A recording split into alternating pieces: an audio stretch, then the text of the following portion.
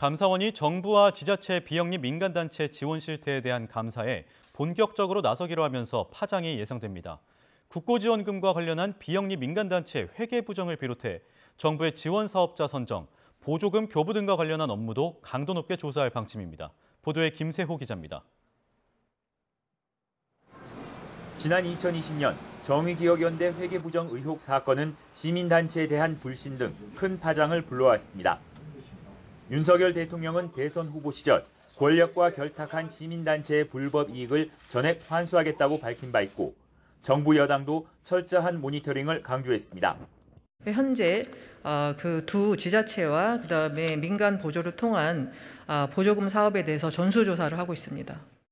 이런 가운데 감사원이 오는 10일부터 정부와 지자체의 비영리 민간단체 지원 실태에 대한 감사에 착수합니다. 감사 대상은 비영리 민간단체와 업무 관련성이 높은 7개 기관, 그리고 이들 기관이 지원하는 민간단체입니다. 비영리 민간단체의 보조금 횡령 등 회계 부정을 비롯해 정부의 지원 관련 업무 전반을 강도 높게 조사할 방침입니다. 감사원은 지난 4월 대통령직 인수위 시절 이미 관련 감사 계획을 보고했고 지속적으로 시민단체에 대한 모니터링을 이어왔습니다.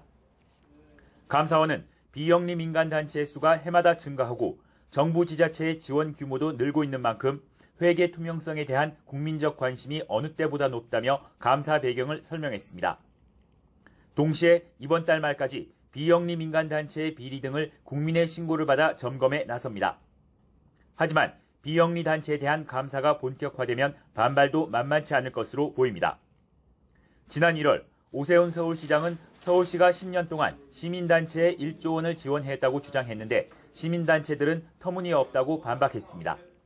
우리는 오늘 자료를 통해 드러난 사실을 바탕으로 서울시와 오세훈 시장이 시민사회에 대한 모욕을 당장 중단하고 공개적으로 사과할 것을 촉구한다.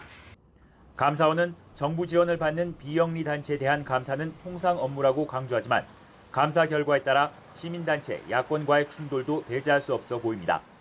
YTN 김세호입니다.